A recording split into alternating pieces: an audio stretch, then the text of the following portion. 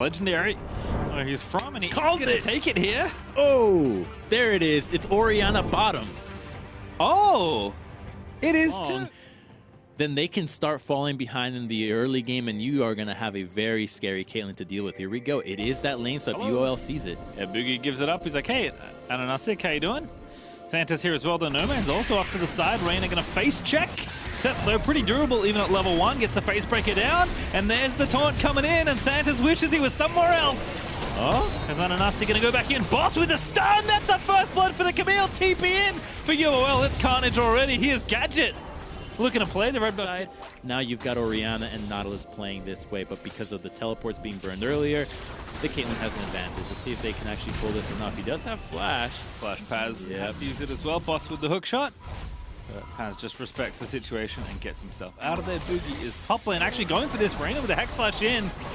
But the hook in onto Santos, that's just going to be a kill. Yeah, Santos is going to take out the Karthus. And Gadget, will he live to tell the tale? Archer going in, he gets the kill. Flash is out of there, and now Santos, no Flash, but he does have Ignite. Nearly as effectively as a Scion can. So it's just getting both with as little gold as possible and guaranteeing that you're going to have a higher impact that way. Santos is going to match. Ananasik is going to get the dragon, but if cast your mind back, Crumbs, you know, when lane swaps. The red of the Galio coming in is really scary, but then you add the Karthus on top of it, and suddenly Unicorns have to constantly look at the mini-map before they're thinking about taking any of these fights. Here comes Scion. Karthus must be close to hitting 6 if he's going for this. Yeah, I think it's one camp away. That Gromp's going to die. He is 6 now, and here goes Scion. There's Gadget. TP in as well. I think Paz is going to get it after the grave if he can, but here's Nomad to try and shut it down. He does get the kill, and now Paz going to run in after the Orianna, but I don't think he can chase it. But here comes Ace.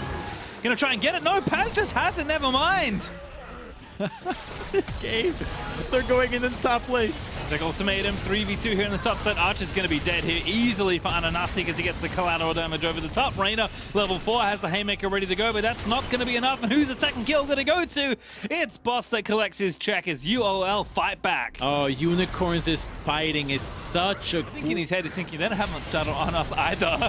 And I don't think Unicorns will have expected this, but neither did Archer as the Shrubbery Santas does indeed get the ambush. And now Reyna, I think he's going to die again here. The bottom lane is starting to fall a little bit apart as UOL going to pick up 2 kills once more. Oh boy, if the Orianna to dodge most of the skill shots, but here comes the real problem. It's Boss diving in with the Nautilus. Yeah, I really think if Galio was actually able to be there, things would have been different, but now he's going to go down. Waiting arms of Ananasik as Ace is going to get shot to pieces. May get the second kill there for the Graves as UOL starting to find the tempo they like here, I think. V3 have set a pretty quick game pace, and UOL are happy to play along. You said their pace was breakneck pace here. I think they just broke their own neck on this one, though, because they have been going so fast. Unicorn's thing is that it's going to get to the point where no one on the side of V3 can side lane whatsoever against anyone on Unicorns of Love. They're going to dominate that department, and if V3 is conceding these dragon fights, Unicorns of 3 isn't prepared for this. Unicorns can strike out of nowhere. Now that Camille is here, her flash is up. You saw how quickly she was able to delete Archer. She has to stay next to the set. It's her best chance at surviving. Comes Scion, but actually Santos goes in, and that's going to be a kill in onto Boogie. Already going to take down the Karthus. Here's the ultimate out of him. Galio with a very nice thought. Going to shut down Boss. Ananasik going to go down as well. And Reyna over the top with a showstopper. It's going to do just that as Paz and Archer are chasing down the rest. Flash in there for the Caitlyn's going to give that kill over. And now Santa's going to have to run away and hook himself to the wall. No Man's though on the back end of the play. He's able to take down Reyna. And who got the Herald? I believe No Man's got it. And he is going to get the eye and try and dip away. He's level 12, but he's getting chased out by the Galio. Nice roof walk, though. Gets him out from under the incoming Justice Punch.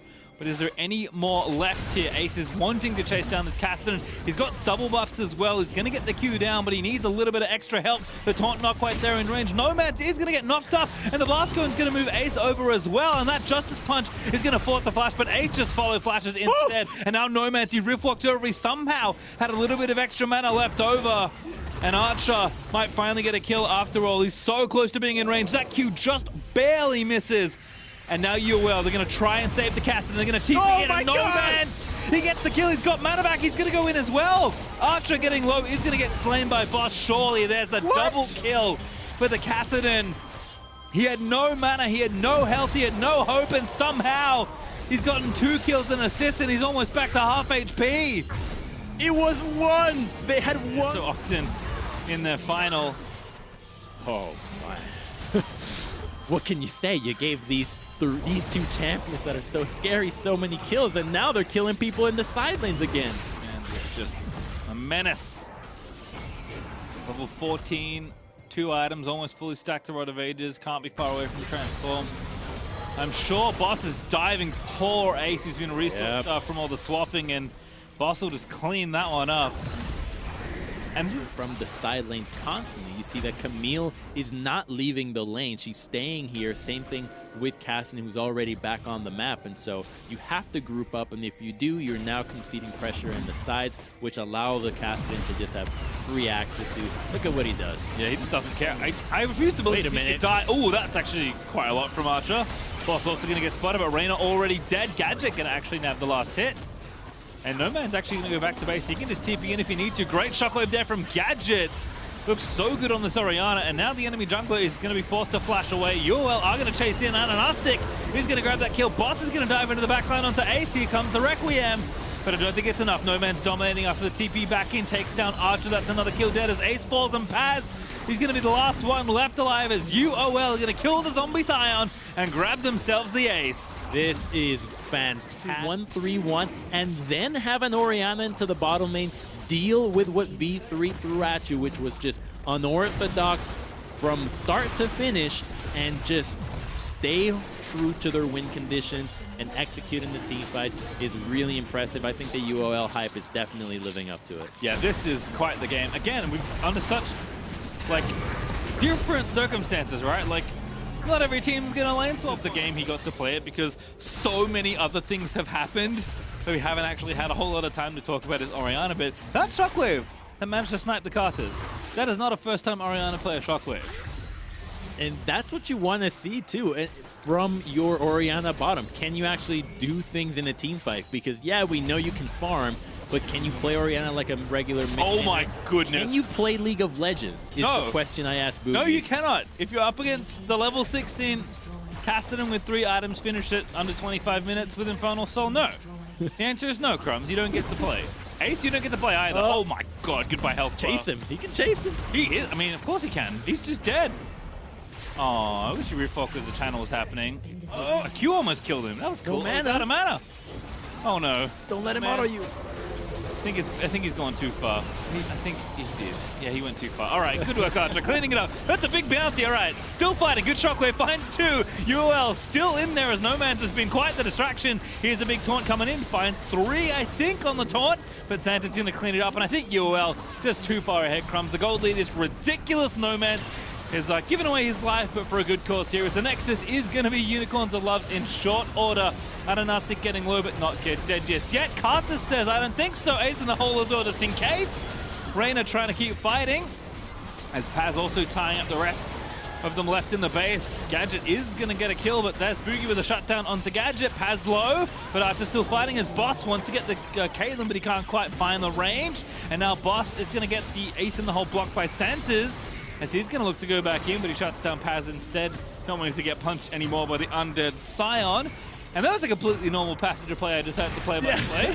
Archer just used Caitlyn ultimate 3 times in that fight. Only able to find his mark at the right. Ooh, another kill. Okay. Feisty, taking down Boogie with the anchor. That was a cinematic moment as Boss is somehow still alive. All right, man. We could have ended this game.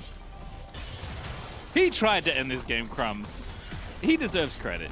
He does. That was his first death. Still has a 400 gold bounty on top of him if he wasn't fed enough already. Unicorns of Love. It's happening again. He only got... I thought he was dead, but he's not. The nightmare's not over. Paz is the target. That feels bad. Oh my goodness. Scion, no. I'm so sorry. No Man's. Don't do it like this. He's going to get taunted 1v4. He said that's enough. Doesn't have to flash. Oh, actually champion right now. And now Gadget's here to shield him up. That's not very fair. He was 1v4ing before. Gadget here going to make it a 2v4 instead.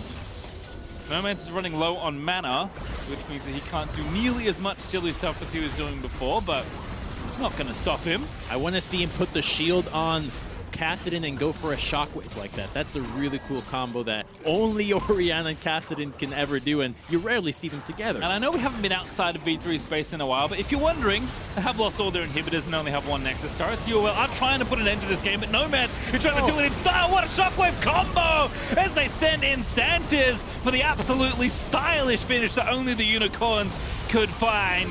And that's going to be an ace, a death again for Nomads, but it is worth the glory as UOL are going to get yet another team wipe, and they'll claim their first Nexus in style as they take down V3.